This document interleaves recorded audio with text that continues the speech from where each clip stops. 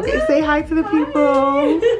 This is her brand, Yo Russian Nail. Prepping the nail is very important. The better you prep it, and plus the retention is gonna be good, because sometimes when you don't prep it and the nails are gonna be just falling off very easy, you know. Plus it's like a damaged nail, a fungus nail. It's damaged nail, so we need to prep it extra good for it to stick to it even better. So we need to treat every blood like they're infected. Literally every person. Everyone, yeah. But if you're gonna reuse anything, or even the drill bits, whatever, it has to be cleaned really, really good, because you never know what people have. And it's not even about the fungus. Fungus is one thing. Blood infection is another thing. So that's very important. For the toe BBLs, whatever you want to use, you know. And like I said, let me use this to show you. This one, that's the thinner one. You see over here, this one is a bit fatter. This one, the thinner one. We're going to be using that one. We're going to be using this for the sanding band drill bit. And we're going to be using the yellow one, or this one, blue one. Okay. For prep or after applying the acrylic, this thin blue one is really, really good. It helps a lot. It helps to get like in the crevices of the nail or in the corners. And sometimes this drill bit is a little bit softer than this one. As we can see, this one is more coarse. And that was like a diamond. Yeah. When they don't have a nail, you build a real nail first, and then you build a fake nail. So that might sound confusing, but I will explain. They don't have any nail at all, for example. You're gonna apply a little bit of acrylic here, and you're gonna go by small beads, so you don't overflow anything, so it doesn't go anywhere. I have a lot of clients that come to me from other nail techs, and the nail is just too bulky, too big. Bead that's too wet, and it's big and too wet, and you just plop it on there, and it flows everywhere, and it looks like a freaking mess. We're not gonna be doing that. We're using, and this is a size 8, as you can see. This is a very like small brush. It's not the smallest one, but it's pretty small. So that it's perfect size, I find it, for acrylic toes. So you're gonna be taking small beads. You're gonna apply a bead over here. You're gonna apply the next bead over here, and then when you're gonna start shaping it. So this, you see this round one, is gonna be like an extension to make you feel like they have a nail. So you're gonna be doing this. I do this a very thin layer, you know. I start off really, really thin, so because you're gonna be adding on acrylic later. So if you're gonna do this really thick, once you start applying the nail and building the acrylic, you know, toe BBL, it's just gonna be way too thick. You're gonna have a huge nail. Yeah. So this is what, just imagine you're doing like an outline, like what we did for your eyebrows. We did an outline first, so you're doing this really, really thin. You're applying this acrylic right here, so now you have a little bit more of a nail. Then you apply acrylic over here. The next bead is gonna go over here, and then you're gonna drag it out over here. You don't have to shape it into a square now. You can round it up, whatever. The shape doesn't matter for right now. So you're just gonna be building it over here, and now you have a real, a real fake nail, whatever. So then I'm gonna apply a bead over here, like the same place where it was at. And I'm gonna shape it, and I'm gonna start shaping it. It's gonna be a little bit of like a thicker bead, and I'm gonna start shaping it over here. The colors are getting a bit confused, but you see it. And then just blend it out. Sometimes you go with the brush like downward, you know, like you're gonna use it like this, and then back up to balance it. Yep. And then you're gonna put another bead. Also depends on the size of the nail. Some people have longer nail beds, some people have shorter nail beds. For shorter nail beds, you're gonna put the bead straight away over here, and then just blend it in over here. And if not, you're gonna use, you know, just whatever. See as a client, and then maybe you put another one here or whatever. And that's it. You're gonna have the nail, and it's gonna be perfect shaping. How you get the perfect shaping is no wet beads, not super dry beads.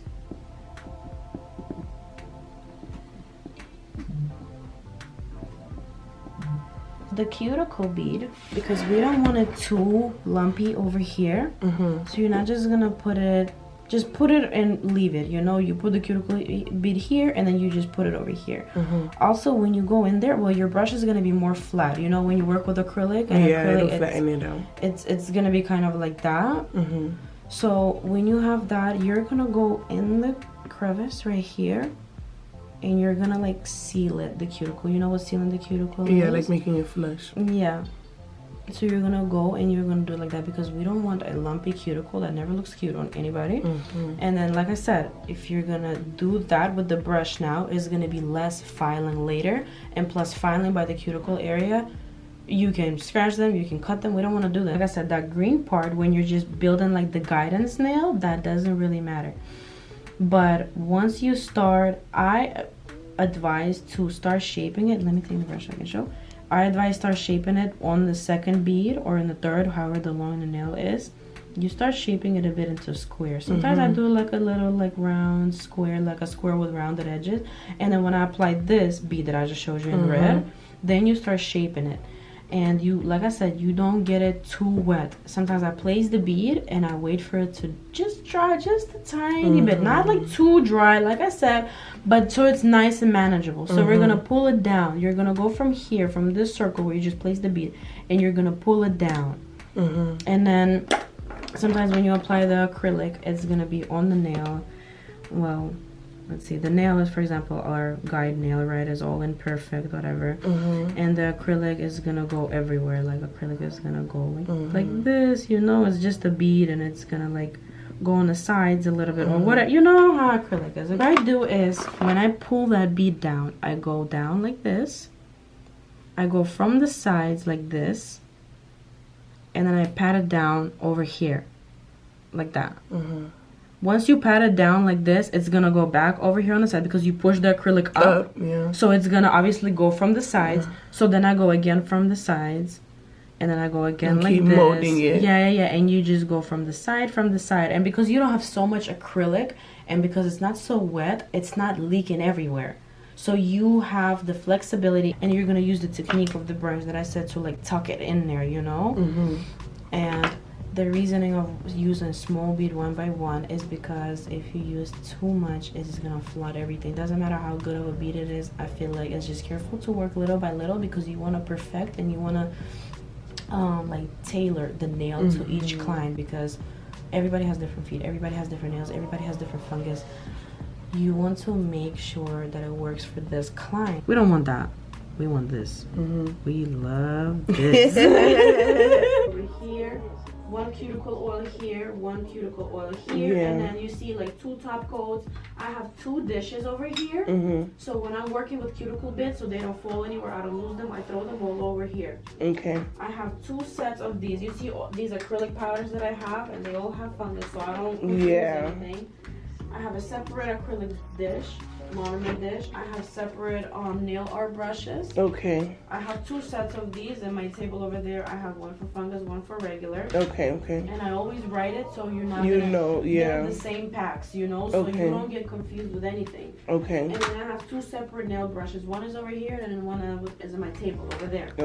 So, and these 2, they don't mix together. You don't touch them. You don't touch the brushes. You don't, you know, like nothing goes together. The client is facing this way.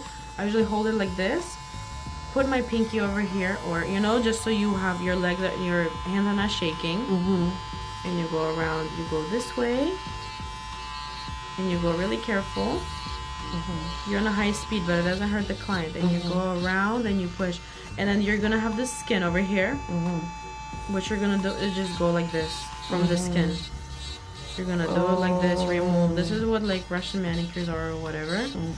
But from the first time, clients might have such rough skin, it might not be perfect from the first time because that, you know, the polished look, it takes a couple of times. All of you see this white residue around, so you're just gonna go like this with the cuticle bit also, and that'll buff it off. And then whatever is just left there, you're gonna cut it off, and then you're gonna flip it to reverse.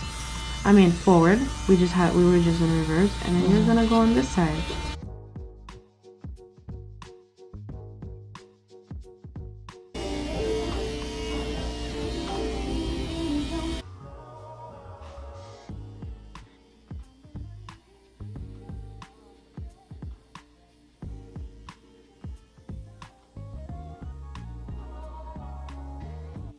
Are you pregnant with another baby? No, ma'am. Is that the same one? No, baby. Yes, this is baby fat. You had a baby? How long did you have a baby ago? My baby is a year old. And what? Didn't you just come to me a few months ago? Wait, I came in July, but I wasn't pregnant.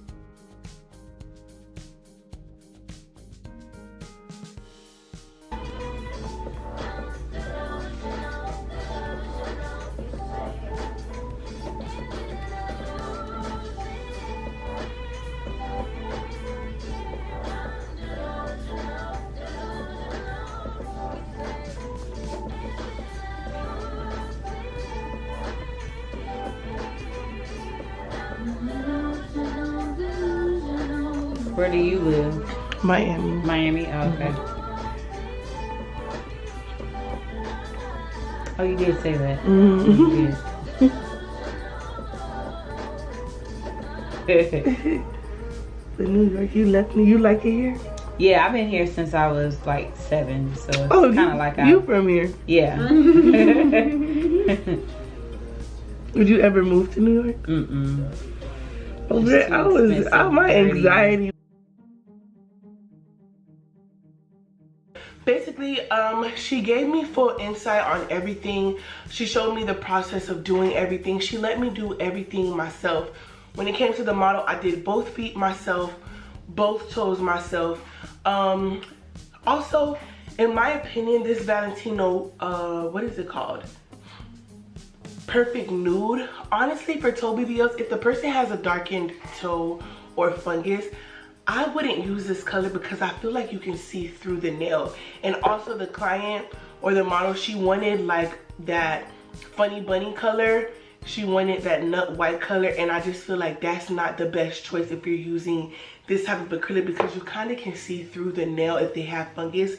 So I'm gonna just be on the lookout for a more pigmented nude, a little bit darker, something that can go with all skin tones, just so that it can be a little bit more comfortable for the client and just look better, because I feel like this is a little bit too sheer for them, but I like the consistency of it, even though I don't shop with Valentino.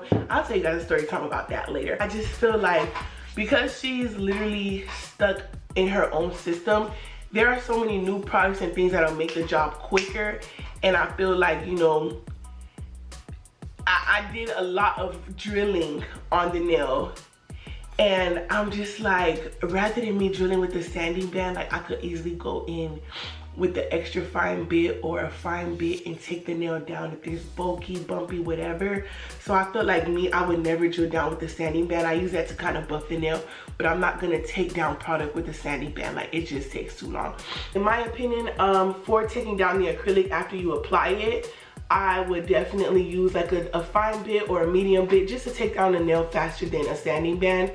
Also, what else? She uses multiple beads. She works with smaller beads. The other class, the lady worked with bigger beads.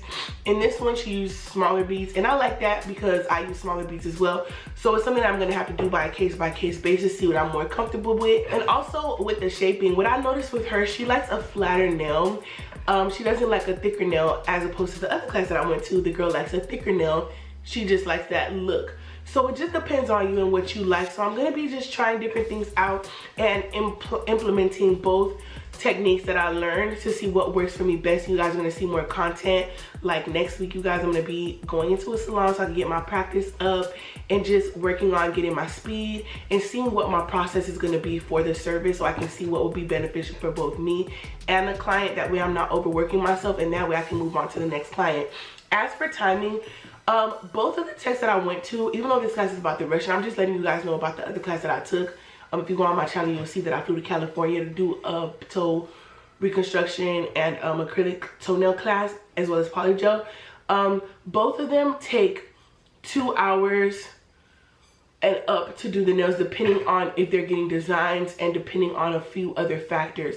So you want to make sure that you charge accordingly. I'm not saying knock them over the head, but if you're doing a service and it's taking you a while to file down the nail, clean the nail, get the nails only together before you even get to a pedicure service, you should charge accordingly, because it's going to take you like 2.5 hours per client to get, you know, things done. So I'm not saying be like super duper expensive, but just charge your worth, because if you're spending 2.5 hours on just toes, you want to make sure that you're making enough money. And the service is a great service. They're not doing this service at chop shops. It doesn't look the same. The aesthetic is different. The care for your toes is different. The sanitation is different. So you want to take that into account. If you guys want me to do more content on this, let me know down below. But basically, overall for this class, I would rate it an 8 out of 10. I'm not gonna lie. She really showed me everything. She let me do everything myself. She basically told me, like, you know, she's gonna raise her prices because of how much information and how much time the class takes. Even though I've done the service before, their process is so different that it takes a really long time to just do the class alone. So I paid $500 for the class. Now she's charging $700, but I think it's well worth it because she does include a kit. The last class that I went to, it didn't come with a kit. I had to get on the plane with monomer leaking in my bag and everything. The girl didn't give us anything, but she actually gave me a full kit or whatever, and I appreciated it. She had a live model for me. She gave me like basically theory on the nails, insert clips and things like that to show you guys. She showed me how to build a nail with no nail bed. I'm gonna give it a 9 out of 10. The class was really, really good, but I'm gonna see you guys next time. Be sure to like, subscribe to my channel.